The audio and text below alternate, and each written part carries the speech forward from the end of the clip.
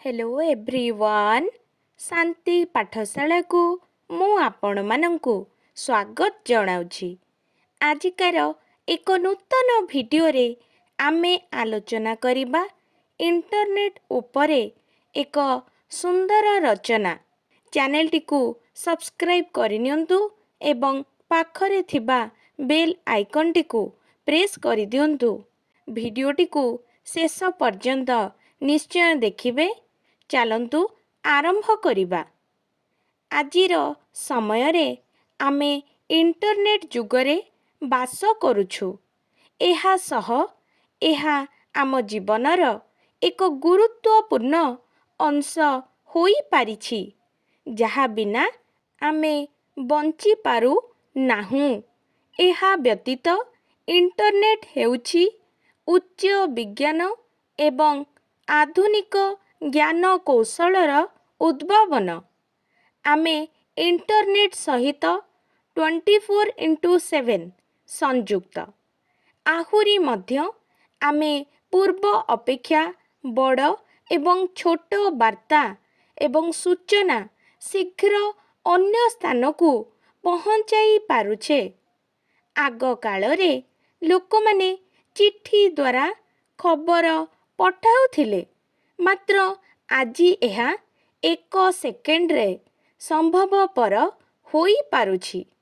एथि सहित काहारी को टंका पैसा पठाइबा समय रे आगरु विलंब हेउथिला, मात्र आजी एहा इंटरनेट द्वारा खूब कम समय रे संभवपर होई पारुछि।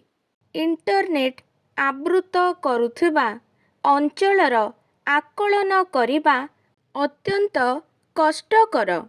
आहुरी मध्य प्रत्येक लोक कोनोसी समस्या किंबा समस्या सहित एहा सहित संयुक्त अटंती। समस्त जिनिस परी इंटरनेट मध्य लोकंक जीवन रे किछि भल एवं खराब प्रभाव पकाई थाए। इंटरनेट रो उपकार। इंटरनेट हेतु आम जीवन दिनकू दिन सुविधाजनक होई पारिछि। टंका पठाइबा, जमा करिबा, टिकेट बुक करिबा आदि इंटरनेट जोगे आमे सुविधारे कम समय रे करि पारुछे।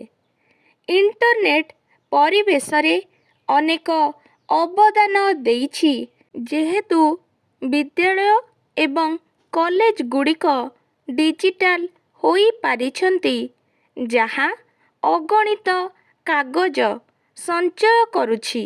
इंटरनेट रो भल प्रभाव अर्थ सेही सबु जिनिस जहा इंटरनेट संभव करे। एही जिनिस गुड़िक आम जीवन को सहज एवं निरापद करि थाए। इंटरनेट आसीबा जोगु आमे बहुत किछि सुविधा पाई पारुछु। पाठपढ़ा हेउ, पैसा कारोबार हेउ, व्यवसाय क्षेत्र रे हेउ किंबा मनोरंजन क्षेत्र रे इंटरनेट आमको बहुत साहाय्य करुछि। इंटरनेट जोगु आमर दूर बंधु वर्ग सहित कथावार्ता होई पारुछे। इंटरनेट रो अपकार। इंटरनेट द्वारा लोकमाने जेतिकी सुविधा पाउछन्ति, एथि सहित अपकार मध्य रहिछि। कारण केही केही लोक इंटरनेट रो व्यवहार जानी नथिबा बेले एहार सुजोग नेई केतेक लोक सेमानंकर समस्त प्रकारर डाटा संग्रह करी सेमानंक बिना अनुमति रे अकाउंट रु टंका हड़प करिबारे सक्षम हेउछन्ति। छोट छोट पिलामाने इंटरनेट रो बहुल व्यवहार द्वारा सेमाने शिक्षा ठारू दिनकू दिन दूरेई जाई मनोरंजन रे मन बळाउछन्ति। बहु संख्यक पिला विभिन्न प्रकारर ଭିଡ଼ିଓ ଗେମ୍ ଦ୍ୱାରା ନିଜର ବହୁଳ ସମୟ ନଷ୍ଟ କରୁଛନ୍ତି। ଏଣୁ ଏହାର ସଦୁପଯୋଗ ନିତାନ୍ତ ଆବଶ୍ୟକ। ଆଜିର ଦୁନିଆରେ ଏତେ ଇଣ୍ଟରନେଟ୍ ବ୍ୟବହାର ହେଉଛି ଯେ କହିବା ସମ୍ଭବପର ହୋଇପାରୁ ନାହିଁ। ଲୋକମାନେ ଇଣ୍ଟରନେଟ୍ ନହେଲେ ଗୋଟେ ମୁହୂର୍ତ୍ତ ଚଳିପାରୁ ନାହାନ୍ତି, ଯାହାକି ଆମର ପୃଥିବୀ ଉପରେ ତା'ର ରେଡ଼ିଏସନ୍ ପ୍ରଭାବ ପଡ଼ୁଛି। ଇଣ୍ଟରନେଟ୍ ଦ୍ୱାରା ଲୋକମାନେ ଅନ୍ୟ ଲୋକଙ୍କୁ ଠକୁଛନ୍ତି। ଇଣ୍ଟରନେଟ୍ ବହୁଳ ଭାବରେ ବ୍ୟବହାର ଯୋଗୁଁ ବହୁତ ଟାୱାର ତିଆରି ହେଉଛି, ଯାହା ସିଧା ଆମର ପରିବେଶ ଉପରେ ପ୍ରଭାବ ପକାଉଛି। ଶେଷ କଥା, ବିଜ୍ଞାନ ପ୍ରଗତିର ମୂଳମନ୍ତ୍ର ହେଉଛି ଇଣ୍ଟରନେଟ୍।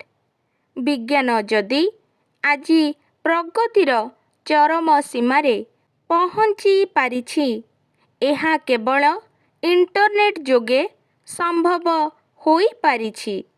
ଏଣୁ ଯଥାସମ୍ଭବ ଇଣ୍ଟରନେଟ୍ର ସଦୁପଯୋଗ କରିବା ନିତାନ୍ତ ଆବଶ୍ୟକ।